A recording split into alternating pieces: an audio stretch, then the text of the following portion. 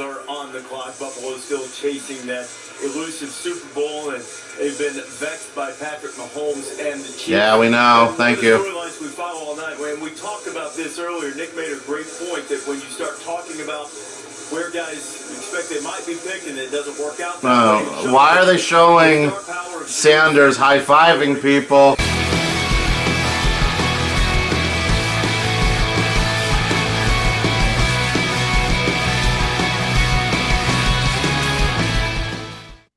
And welcome back to yet another Buffalo Bills pregame. I can't believe we have another season coming up. Jared, we've been doing this a long time, bud. So good to see you. I'm your friend Randy here hanging out, and Jared is here doing the analysis as we do our 2025 draft review.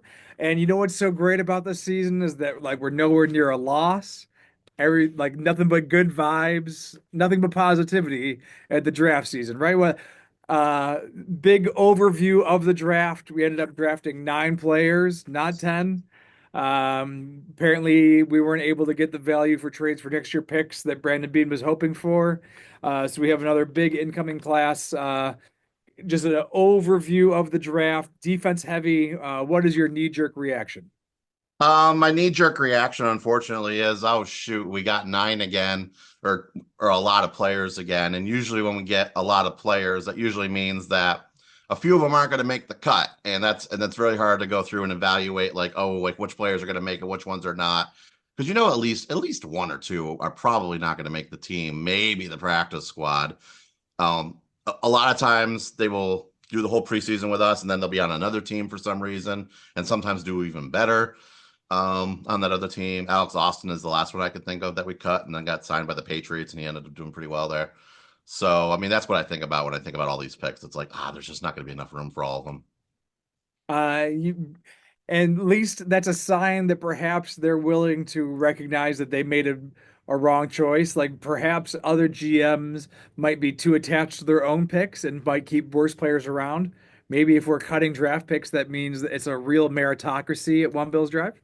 Maybe that's the way to look at it. Glass, me, Jared, glass half full, especially this time. Yeah. Full of water. So we had to sit around until the 30th pick in round 1 for our first pick, and we established a defensive theme early on. Maxwell Hairston out of Kentucky, the cornerback, is our first pick. What do you have to say about that? Well, on a personal note, I was really hurting for you there on that one, Randy. You mentioned how long we've been doing this. You have far been doing this longer than any of us on camera, including myself and anyone else who's done this. And every single year you make a prediction. Every day. If you look back, I look the same too.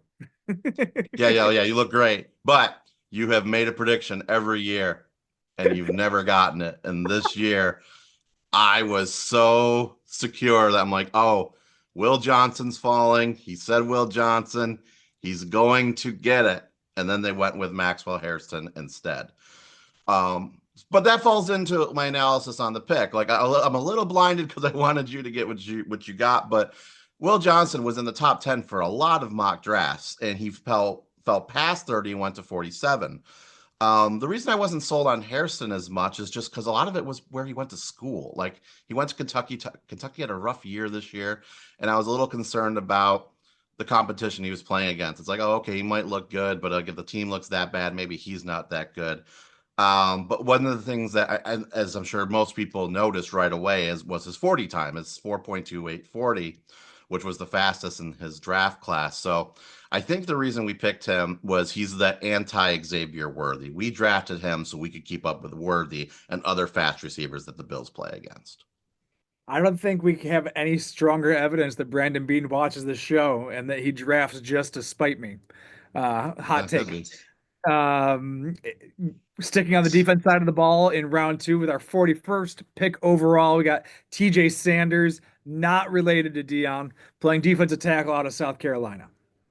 Right. Yeah. So this is an obvious one. Daquan Jones is getting pretty old, and we have the 2 D tackles that we signed that are suspended for the first 6 games.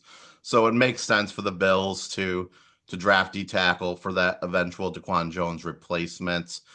He's a quick And the other part of it's pass rush. He's kind of known for his pass rushing abilities, and I'm looking forward to seeing if he can kind of duplicate what Kyle Williams was able to do. The only thing is we did trade up for him, and I do think there were other D tackles we could have gotten. Not many, but there's that we could have gotten if we had stayed put and had 2 second-round picks. But it's all in the wash. You know what I mean? I don't think we really lost anything by doing the trade up. Like we didn't lose anything in the trade, is what I'm saying. Perhaps one more draft pick that we didn't want in the first place. Landon Jackson comes up next, round 3, the 72nd overall edge rushing specialist out of Arkansas. Yeah, first time we picked it from Arkansas in a while. Yeah, no, this player, he unfortunately he got some bad viral moments because there's a video of him, I'm sure most of you seen it, where he's hitting like the bags when they're doing practice and he's not knocking them over, and that's so he got kind of made fun of for that. But honestly, like I looked at that and I'm like, why are we even bothering with this? Like, what's the big deal with this? I think was D end and a parent need? Not really, because we have Joey Bosa, we have Greg Rousseau, and then we have AJ Epenesa as the backup. But we only got Joey Bosa for a year, and he's super injury prone. So I have no problem with this pick at all. I think eventually, not this year. I think he would be a good rotational edge rusher this year, and then in the future, he might end up being the starter. But I mean, not too many great third round DNs in our history. But I mean, it's history. I mean, I don't want to be like, oh, like it didn't happen before, so it can't happen now. So we'll see what happens with them. But I overall, I like the idea of having that depth there for the pass rushing. But like you said, rotational. Philosophically, we very much like to rotate in and keep fresh pass rushers as part of the rush package. So, absolutely going to be utilized in that regard. Sticking with the defensive line with our next pick in the 4th round, 109th overall, we got Deone Walker, another Kentucky player. Yeah, I mean, maybe I'm bashing Kentucky a little bit too much. This is definitely a size player, 6'7", 5.340, which isn't that great. But 10 sacks in his career. So again, we're looking at sacking again. And I think another reason we did this is we really don't want to have any weakness throughout the entire season, really. We're not even looking about the next 5 years. We're looking at the season at the D tackle spot.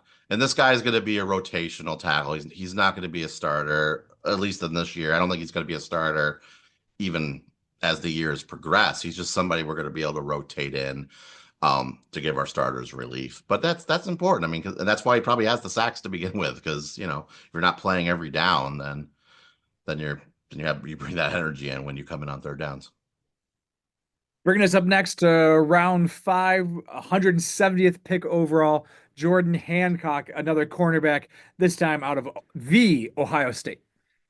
Yeah, I mean, we had the first 12 teams in the playoffs, and we got a championship cornerback from one of those 12 teams. Well, the champion from that playoff.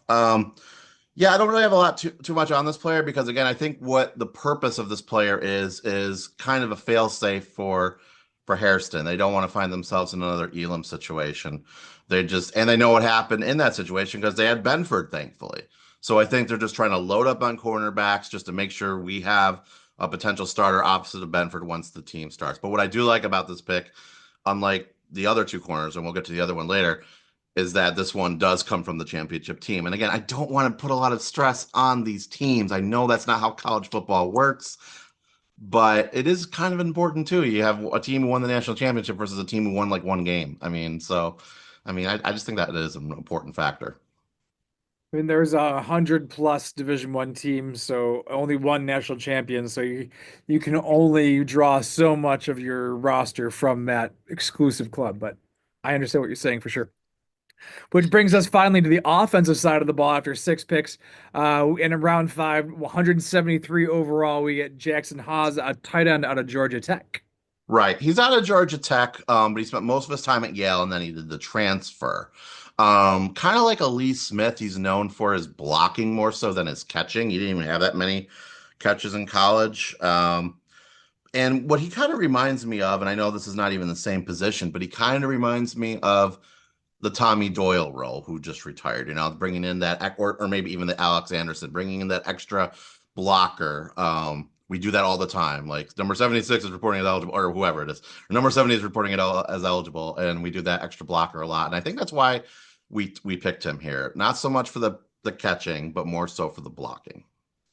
Just a moment to talk about philosophically the fact that we've taken this long into the draft before an offensive player. Is this the Bills, Brandon Beane saying we scored 29 points in our playoff loss? Like the offensive side of the ball is not where we need to be focused on. Is that like if we are going to get over the next hump, it has got to be a defensive focus? I would say so because I mean, if you're scoring an average of what 29, 30 points a game and you're losing, then that, I mean, what does that tell you the problem is? It's on the defensive side most of the time. I mean, there could be offensive failures that lead to the other team scoring points, but in this case, that's not the case at all. And the other thing is, I mean, really, what were we going to improve on the offense? Like, where was the hole? You know, I would say maybe wide receiver was the one area because, you know, we lost Mack Hollins, we lost Amari Cooper, who is still available in free agency, and we only picked up Josh Palmer. So I think from Brandon Beane's point of view, we already solved that problem.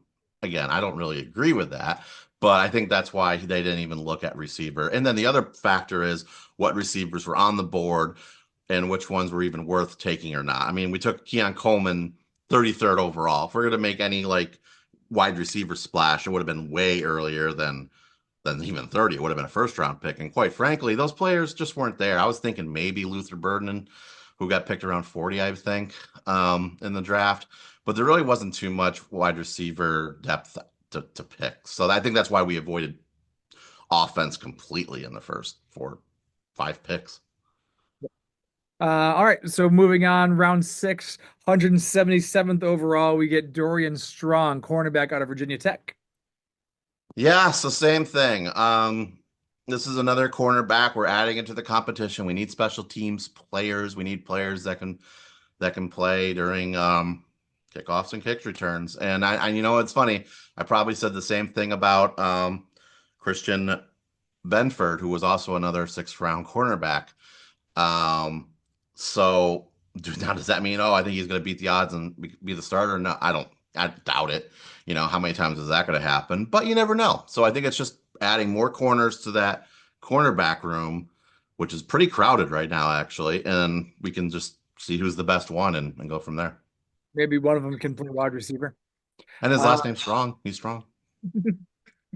or someone in his family was at some point. Round six, the 206 overall pick is Chase Lundt, tackle out of University of Connecticut.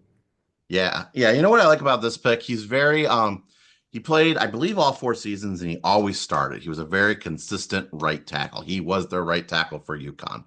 So because of his experience, I pretty much see him as a right tackle role as well. Obviously, Spencer Brown's our right tackle, so we're not looking for actual competition there. But it's always nice to know that we have like a steady backup in place at our tackle position. So I actually really like this guy's tape, and I'm looking forward to seeing how he's going to acclimate to the team. And I see him as being a very solid backup right tackle for us. Look forward to see him checking in as eligible. I mean, now I thought about that too. I'm like, oh, like right after we picked, because like I had already thought that Hawes was kind of going to be the maybe even switch to a tackle mode and be like the tackle eligible. But then they brought in this guy. I'm like, I wonder if they're thinking of him being the Tommy Doyle, Alec Anderson, who I think we resigned, player. But you know, I honestly though, I do think they're thinking of him as more of like the backup tackle. You know what I mean? Like the backup to start, maybe even unfortunately one of those poor players that they make inactive every week just because they want them in reserve. That seems to be Brandon Beane and Sean McDermott's viewpoint is sometimes like as opposed to inactivating the 5 worst starters on the team or something. They'll inactivate like the second best guard or something just in case like they need that player later on. They don't want to have their 2 best guards go down or something like that. And bringing us to our final pick this year's draft, round seven, 240th overall, we got Kaden Prather, wide receiver out of Maryland. Yep. So there you go. We finally got our wide receiver in the at the very end of the 7th round. Ever.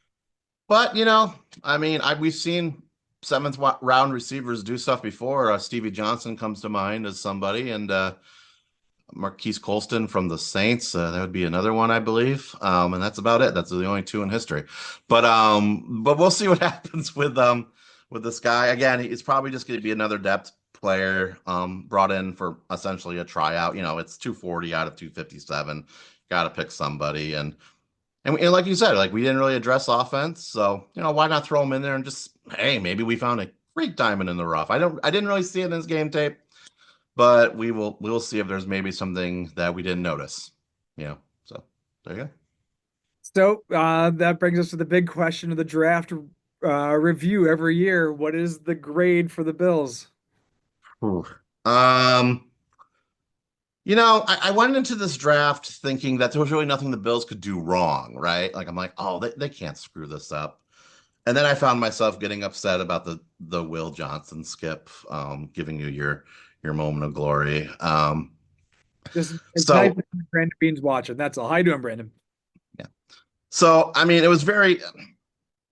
So I guess what I'm trying to say is like I thought there was nothing the Bills could do wrong, but then I started finding like, oh man, like maybe too many corners, maybe too many DTs.